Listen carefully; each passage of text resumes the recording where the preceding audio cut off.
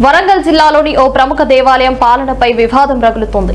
బాధ్యతగా ఉండాల్సిన పాలక మండలి సభ్యులు ఒకరిపై ఒకరు ఆరోపణలు చేసుకుంటూ వీధికి ఎక్కిన ఘటన నగరంలోనైతే చర్చనీయాంశంగా మారింది. శ్రీ దుర్గేశ్వర స్వామివారి ఆలయ ధర్మకర్తల మధ్య విభేదాలు బయటపడటంతో భక్తుల్లో అయితే ఆందోళన నెలకొంది. ఆలయ చైర్పర్సన్ గా ప్రభుత్వం నియమించిన స్వప్న స్థానంలో ఆమె భర్త కృష్ణ వ్యవహరిస్తూ అభివృద్ధి పనుల్లో జోక్యం చేసుకుంటున్నారని, ధర్మకర్తలు మరియు అర్చకులను గౌరవించకుండా వ్యవహరిస్తున్నారని ధర్మకర్తలు ఆరోపిస్తున్నారు.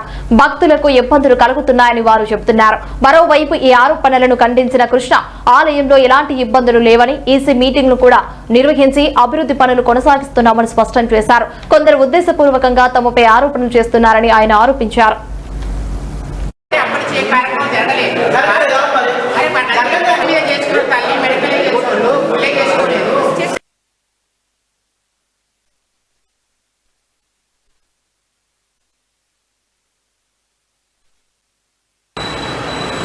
ఇక్కడ ఎలాంటి పెత్తనాలు చేస్తలేమో, ఓన్లీ మాకు చైర్మన్ పోస్టు ఉన్నా కానీ భక్తురాలుగా నేను వస్తున్నా, నా భర్త వస్తున్నాడు.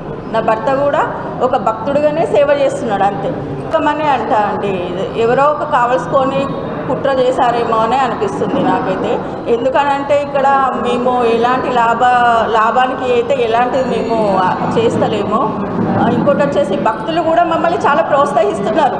ఎందుకంటే ఇది రాంగ్ ఇన్ఫర్మేషన్. మేఘాలను కూడా ఈవాటి రోజు నుంచి అసలు ఈనాటికి కూడా మేము అసలు వాళ్ళతోటి మేము ఎలాంటిది, మా హస్బెండ్ ఎలాంటి గొడవ పడలేదు, ఏమీ అనలేదు, అవగాహన లేదు. లెక్కింపు జరిగిందని ఇన్స్పెక్టర్ గారు ఉన్నారు, ఈఓ సార్ ఉన్నారు, ఇక్కడ పనిచేసే సిబ్బంది ఉన్నారు, మా వీళ్ళు వచ్చారు, ధర్మకర్తలు కూడా వచ్చారు, చూశారు. అక్కడ ఆ రోజు నాకు వీలు కాలేదు. నీ అంత పెత్తనమని అనద్దు, అది భక్తితోటి ఒక భక్తుడుగా సేవ చేస్తున్నాడని నేను అంటున్నా తప్పించి నేనని కాదు.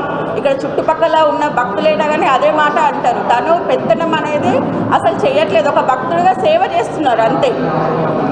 సేవకి పెత్తనంకి చాలా తేడా ఉంటుంది. తన వేరే చేయొచ్చు, కాకపోతే ఏంటంటే తనను అట్లా దెబ్బతీసే పార్టీ పరంగానే కానీ ఏదో వ్యక్తిగతంగానైనా కానీ మాకు మనసు ఉంటుందండి. మాకు అలాంటి మాటలు మాట్లాడొద్దు కదా. ఏదో ఇక్కడ కుంభకోణం జరుగుతుందంటే ఎండోమెంట్ ఫండే రాలేదు ఇంతవరకు, నిజం చెప్పాలంటే.